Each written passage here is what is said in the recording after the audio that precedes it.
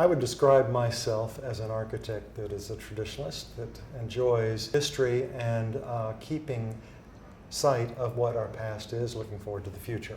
The work I've done that I'm proudest of has always had historical context and focus on adaptive and facing the future, adaptive reuse. What was the thinking behind forming a chapter in Hong Kong? For me, it was being a practicing architect licensed in the States, licensed in Hong Kong for many years, knowing that AIA wasn't really focusing on the architects outside of the country. We made a difference in terms of letting them know we're here, we're very much American, but we're also international.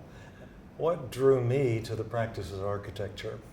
I had incredible support from my family, my parents, who said I could do anything I wanted to do. They built me the biggest sandbox in the neighborhood. I enjoyed drawing, painting, sculpting, and it morphed into a profession that I discovered called architecture. I discovered this when I was 13. I wrote a book report about it.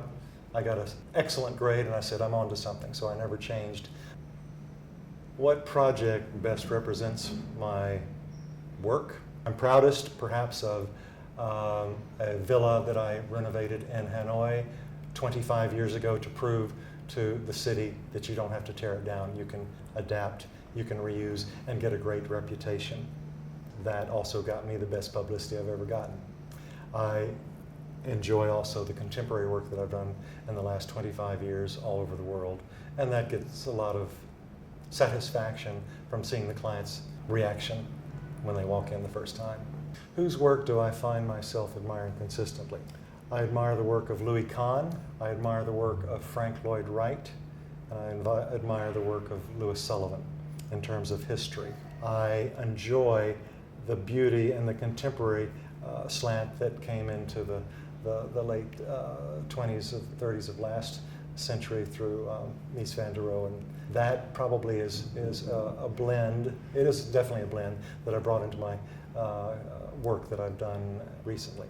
What do I think is the most exciting change going on in our profession today? I find the profession is going from a overview master mega look at so many different things in our internationally. It's becoming more human, more personal, more direct, which has a much clearer effect on the individual. What have I learned in my career that I think every young architect should know?